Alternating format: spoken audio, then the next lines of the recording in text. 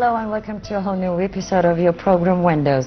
In recent years, there has been a notable increase in women's leadership roles in Egypt. While ancient Egypt witnessed powerful female rulers such as Queen Hatshepsut and Queen Cleopatra, modern Egypt is seeing more women in very influential positions, not just across various governmental sectors, but also in the political and social field.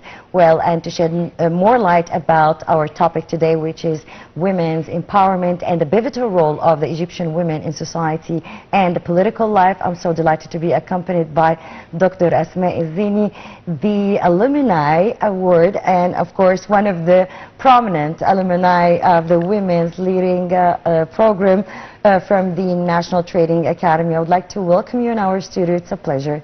Thank you so much. It's always a pleasure to be in your company. Thank you so much. Well, of course, we know, speaking about Egyptian women, we can never speak enough. I've been saying like since the queens of the pharaohs up till now, and this rapid and massive contribution in different and various fields, of course, and the society.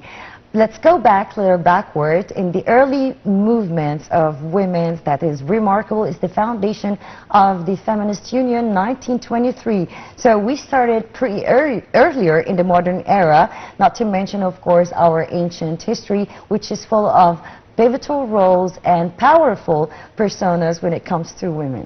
As you have just mentioned, that Egyptian woman is known all through the history by her playing this leadership role on different stages of history, but namely during the modern times there were like actual efforts to shed more light on this role. There always has been a role played, but how to shed more light on this door, nothing is done like in the modern times to, as you just mentioned, by having these national bodies and initiatives to make what is done especially for women seen. The contribution of women in leadership roles in the modern times are clearly seen by, not only by Egyptians, I believe, they are seen and acknowledged by the whole world.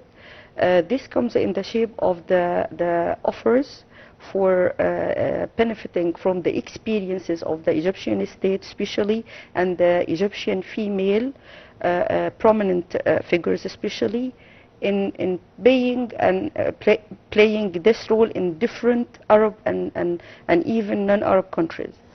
As you just have mentioned, that this council started 1928, but the exact concrete achievements started to be seen, I believe, by the 60s of 1957. Also, we have the first female to be elected for the National Assembly. Politically wise, yes, but in other fields, if we mention the leadership roles, we could mention in the academia, especially the Egyptian universities witnessed the role of Dr. Aisha Abdurrahman bint Shata as being the first ever female to be appointed as teaching staff at the Cairo University, and this is also a great source of honor and pride of all Egyptian females, not only because of being appointed or playing this role, because of the real achievements, the touch, the affecting, the very clear role seen and felt by people inside the institution. Well, not just that, not to forget also we have Hekmat Abu Zaid, the first female minister in history, or in the Egyptian history, 1962. So we started pretty early, which is we did implant the roots, and it's the outcome that we gain right now, as you said, being advocated also for the political rights, for the voting rights, and lots of rights. You said there is the teacher, the doctor, the nurses, judge, the lawyer, the clerks, the different, and even the pioneering role of a different style of mothering. Never to forget that the main role that can witness the first signs of leadership is the Egyptian, is the house. When we have a prominent female figure inside the family, affecting the family positively, for sure, when this woman goes out and starts to play the public roles in different fields, it's going to continue this shades of leadership. Well, one of the remarkable points also is that the Constitution provisions, Article 11, 1971, also guaranteed the equality for women in social, political, and economic life. So that was also something to be mentioned. To speak practically, what really guarantees the real the real proof for to be sure that women are going to have the right to participate effectively in whatever roles is the legal support. As you have mentioned just now, that when we in Egypt started to have these rules and regulations that organizes how the role of women is going to be stipulated to all bodies, we are sure that the results are going to be a source of honor. And we had this very first law which stipulated the right of women to play a role in different public places as leaders, not only as participating in ordinary roles. Not to mention in the modern times and under the leadership of President Abdel Fattah al-Sisi, I'm really proud to be a woman witnessing this period, because what we achieved as women, generally speaking, in education, in leadership, in political empowerment, in financial empowerment, is something unmatched. It is unprecedented. It is like a very strong leap in the history of the rights given to all Egyptian women in different fields. And we are going, during this very meeting, we are going to discuss in details in each field how the right was given in each field, one by one.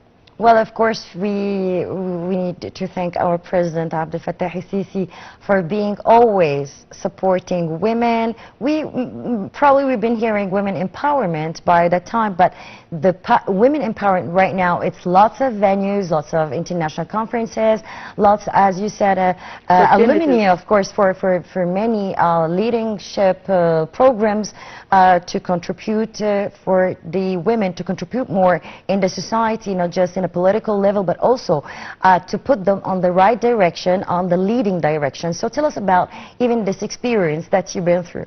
We are not going to hide our faces. We are going to be open and say openly that some fields, like the political field, for years has been confined to males. Even if very few females entered this field, but they were not supported enough. They played by themselves, no one in their back. When you have this support, when you have someone like President Abdel Fattah al-Sisi truly believes, not only wants to do, he truly believes that Egyptian women have the skills, the powers. If they are given the true opportunity, the true training, the true preparation, they are going to play the expected role out of them. And this what truly happened. We, during like the last 15 years, we witnessed these special directed programs, especially for training women, not only in leadership roles, but in different fields, like honestly, playing a part in the political field is not that easy. Even if we are willing to increase the number, but it is not that easy. The true empowerment, I always believe that lays in the true chance of giving the opportunity for training first. If we throw someone without any preparation for whatever field, into whatever field, we are not doing him a favor. Actually, we are giving him a very big, difficult situation. This what happened for Egyptian women. The very first thing that started was offering educational, professional training, special programs designed especially for women. I'm so honored and proud to be one of the graduates of one of these very special training programs at the Egyptian National Training Academy, which is playing a role in offering opportunities and building capacities and shaping skills of Egyptian youth, generally speaking, and especially for Egyptian women. And this one very special program she leads is one of the programs which gives women a brief hint on how to take a very prominent role in different fields: political, financial, educational, trade, whatsoever. I can, but I don't want to mention exact numbers, but the number is truly huge of the graduates, and the number of people after finishing the training programs out of this very national body, which were successful to have positions, very sensitive roles in very sensitive places, are very big number. And the first thing that we can mention is the deputy administrative roles, governorates, ministers. We never hear this big number of female women having a role as a deputy minister. We had in Egypt used to have like 1, 2, 3, 4 ministers as a kind of participation, but other than the number is the actual achievements. Look at the participation of Egyptian female as the parliament, at the parliament and the House of Senates.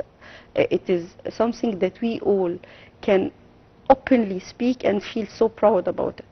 Well, we have two things to mention. 2023, there was the seats of the women. It was 100 the women held 164 seats out of 592 in the parliamentary seats. So this was like a contribution by 27.7% almost from the parliamentary seats, which again, it's a great achievement. This year, 2025, one minister only, they did have more than 50% of the ministry. There were women's, like 50.4% of one ministry, all women. So I think what you're saying is like a contribution when we do have the PPL program, and then afterwards the after education program, and as you said, lots of program designed specially for women so they can have this contribution and they can have the relief and of course the confidence which they truly own. I always believe that it's more important than the number is to analyze the actual how we reach this number and how they are achieving. If it's true, it is 42 seats of the, or 46 of the whole parliament, but look at the participation, how they are playing active role in areas like in Upper Egypt. Could you imagine that in a male-dominated societies like in Upper Egypt and some rural parts of Egypt, there are female representatives? This is beyond the dreams. And they are active, they are actually attending like local meetings and very strong and very sensitive issues, not regarding women only, regarding men. We are not going to deny our social illnesses. We have these, it is part of us, and dealing wisely with these, what we could call illnesses, is something, it is the only way that we can overcome what we are suffering from. What is so important for me is not the number, as I told you, it is the amount of achievements, how they are playing this role since 20 elections of 2025 until 25. I feel proud. I feel proud. Of course, without the constitutional, the legal support, the presidential support, the belief of the government that women can play this role, we would never reach where we are standing now. Of course, we cannot deny His Excellency President Abdel Fattah el-Sisi's support to all women in any and every sector. We've seen since he took over lots of female ministers, lots of contributions, spokeswomen across international venues. We've seen lots of active ministers, deputy heads, lots of governmental sectors. So this is this is a big pride for any Egyptian, not just women. It's also as a pride as a nation too. Yeah. Actually, I also believe that the true empowerment doesn't come from the numbers, that we have this blah blah number of women playing this role in different bodies, but I believe that the true change toward the efficient empowerment, that women truly play an effective role in our society, that change in mindset, that we see that women are efficient enough to play this role. And we are honest that some positions, as I told you before, like in politics, in finance, for example, in this field, it remained for ages confined to men. But when women took leading positions in these fields, we could say honestly and truly that they are successful enough because of the enough support they had. And also an important, very, very important thing in this, that because of the speciality of the Egyptian community, I believe what truly helps more for empowering women, that we should be offering them family life that can encourage them from the inside. If she's a mom, she's a sister, she's a mother, we should make her sure before going to play the public role in life that her family is stable. And I believe we have some of these programs, and we need to increase this, but it is there. And I believe this is one of the strongest reasons behind the success of the participation of many women in political life. Well, I guess also the government is keen to make youth participate in different and various governmental, ministerial, and also international venues to put them on the right track to see how they can contribute. And I think this is like a rehearsal of in the future, what's going to happen in the future, like the debates that we've seen young generations from both male and females, they debating with ministers, they are debating in front of the President Abdel Fattah el-Sisi. So I think this also gave them the courage and the confidence to maintain their work in the future.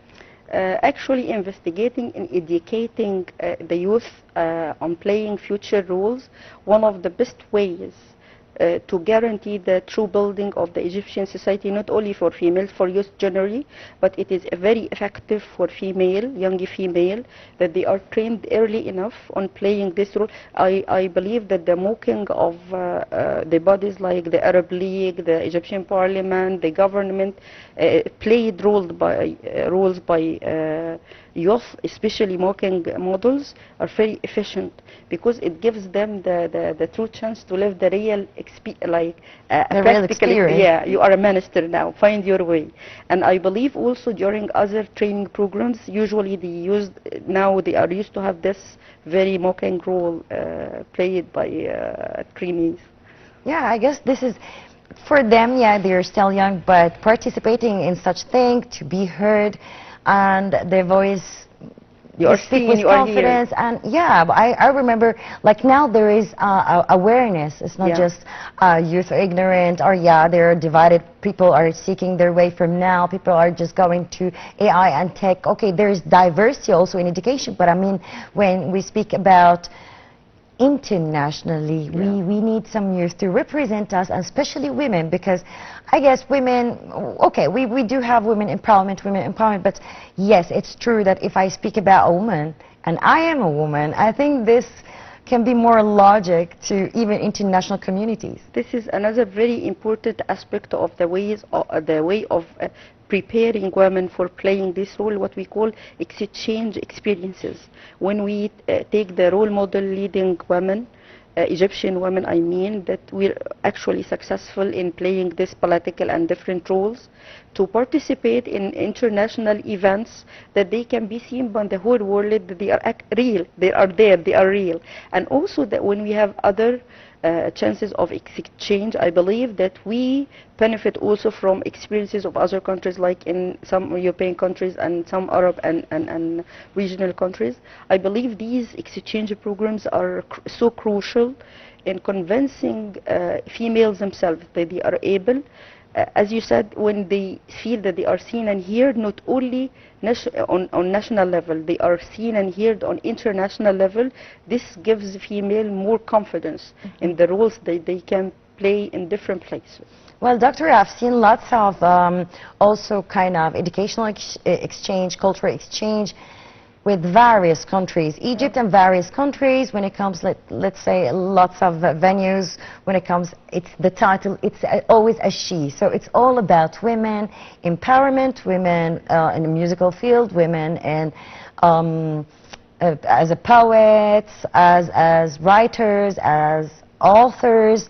So I think this criteria of women, that we have a very special one. And what's nice about it is that always we seek more and more. We want to be out speaking about my country. I'm the ambassador of my country. I can speak the best of my generation, the best of women such as me, and of course with the support of the government when it comes to the Women's National Council, let's say. Lots of legislations has been happening when it comes to women's harassment and all of that. So all the side that is being taken, it wasn't like a side taken to women's side, but also we are heard. We have the more ability and more contribution in different governmental, as we said, sectors and in different institutions. So we have like a big playground. Then anyone and every one of us can choose where she want to be, how she's going to do it. And this is also, as you said, with the help of these such designed programs. Believe me, one woman sent by herself to represent Egypt, whatever the body she's representing, Al-Azhar, whatever ministry, whatever. One woman, one actual example of a woman going by herself to represent Egypt versus million photos, videos, speeches about how Egypt is giving female the chance. The idea that she's taken by herself to be seen, I have seen this with my eyes. They cannot believe that an Egyptian woman, a hijabi sometimes, whatsoever, an Azhari with religious educational background, you are coming officially to represent Egypt. Wow.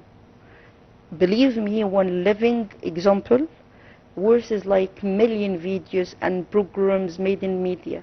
So I do believe that this kind of cultural and whatever educational, whatever exchange programs are so important in double ways, in giving us as Egyptian female the opportunity to see the world and benefit from international experiences, and also that the whole world witnesses practically what the Egyptian state is doing for the Egyptian female as a kind of practical empowerment. It is not an article written in newspaper or a show on TV. Real life. It is real. We are there, and this is more than enough, I believe. Well, we're still following up with our episode, but a short break and we'll be back.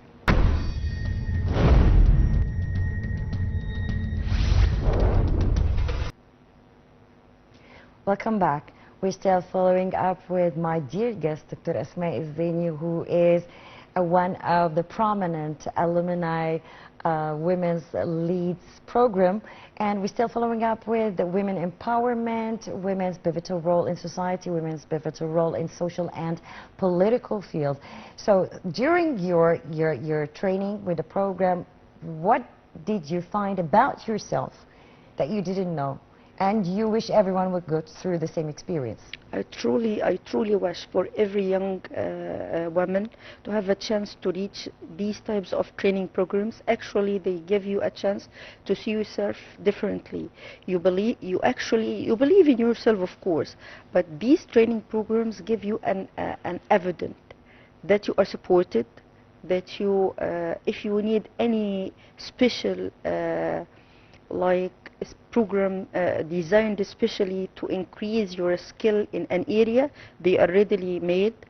During this training, you are taught with a like mindset, with prominent other female who are playing a very crucial role in different institutions and different educational bodies and different maybe judicial bodies, and you meet, you discover that women are all the same. They are able to achieve whatever they wish for when they are truly and in the right way supported.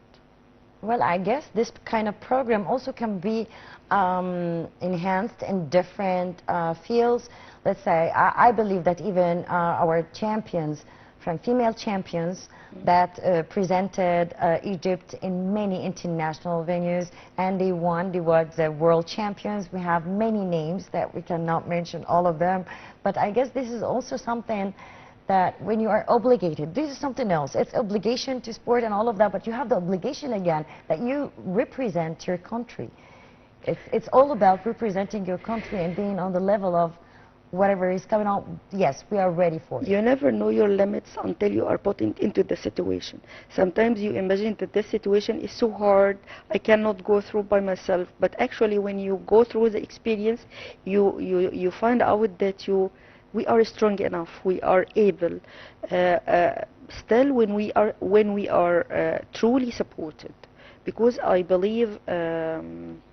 It is not only something confined to women, it is to humans, that we need to feel that we are part of a community who is believing in us, a community is is ready enough to accept you when you are very well prepared to start your role. Sometimes we say that I still be happy to see the success of others until the time of my success comes. And this what happens in these type of training programs. That you see the previous examples of people who already managed to finish these training. By the way, the selection of such programs is so hard way that you go through. When you reach the final steps, when you are truly chosen, you feel that you really achieved something. Yes, and of course I think your family is proud of you for indulging in such thing, and you never get enough. Once you on the track of such programs and you feel that it's designed for me, it's designed for women like me, I think those kind of feelings makes you have this urge to do more and to dig more in such political, economical, social field. I think each woman that participates in any of those fields, she will nail it, she will succeed. Because when you put your heart and your soul and your experience and your educational exchange and all of that, I think the outcome is marvelous. The most important is the cycle in which you put yourself inside. Once you put yourself truly into a cycle which is believing in you, which is truly supporting you, and which is truly have the tools that can add to your skills, you do it. I think also we have, or right now the education is totally changing to see what I like, what I'm good at, and then you'll be putting into a program to work on that. So now I think we are getting more educated when it comes to education also. Yeah, more important than the training opportunities. I believe this should be an integral part of our educational system, that we are going to play on this part. We need to discover as early as possible which is the area of the speciality of each character, so we direct it correctly to the way that candidate who is able to public speaking, who is able to write, who is able to play sports, to do science. We need to discover the area of creativity of each female and youth, generally speaking, as early as possible, because the earlier the better. Because you can at any time train anyone, but the earlier is the better, I believe. Of course, but we've seen also that Egyptian women contributed very strongly when it comes to June 30th and July 3rd. Yeah. And before that, but we're speaking about the modern era, that we've heard lots of writers and authors. Yeah. They took this domain, like political domain, and they achieved a great success. So they found out about themselves when it was a crisis, which sometimes the crisis puts you in a pressure that you can do more and you can apply for whatever you want. You may never know where you're going to end up with, but you can choose right now where to direct yourself or to be directed by a guaranteed institute. I believe the skill remains there inside you. Sometimes it happens with many cases. They may take the track of science, for example, and afterwards she or he discovered that he is very well talented in writing stories or something like this, in literature, in translation, whatsoever. And it happened hundreds of times. after like spending tens of years in one field, he believes truly that he can achieve better in this, and he shifts to the other. The most important that whatever you start to participate, you believe that you are able enough to succeed in this. And of course, the support of family, community, constitutional, legal support of crucial importance for every one of us to be able to discover the area of creativity. One more thing that we can we need to mention is that, let's say in the business field, we have Egyptian women were put on the international list like Forbes for the 100 most successful women in the Middle East, which really included lots of Egyptian names. But this didn't come from out of nothing. It came after, as I told you, early training, early preparing of suitable programs that can select the suitable characters to be the pioneering in each of these. And right now we hear a lot of CEOs, women CEOs, and guess what? The CEOs as women are so hardworking. Strict. They are so strict. They are so they're putting all their heart, body, mind, and soul in whatever they are doing. You know why sometimes we accuse that they are hard? Because they didn't reach this stage easily. They know that whoever deserves to come to the top of these bodies or truly should be very well selected. They are not strict that way, but they know the responsibilities. They truly know the responsibilities the one is going to have once he reaches the top of an institution. That's why they seem like so strict. And during your experience, of course, in such international venues and the leadership program, what's your advice for the young generations that they still trampling with whether they are into this or that, and how can we can help them to choose? My very first advice for every young female, that find for yourself. It is not about listening to, it is important to listen to others' experiences, but we are different. Our circumstances are so different. Our families are different. Our educational background is different. My advice is always find for yourself. For example, if you are offered a job, never say no. The bravest word that you can ever say is yes. Yes for everything, and try for yourself. Find your own way. And put yourself into a community that can support you enough. Be selective. My other advice is always be selective. Whenever you believe that this doesn't suit you, it doesn't suit you. If you believe truly that whatever high position doesn't suit you, it doesn't suit you, because you are the one who's going to lead. And you can decide for yourself. And you know yourself better.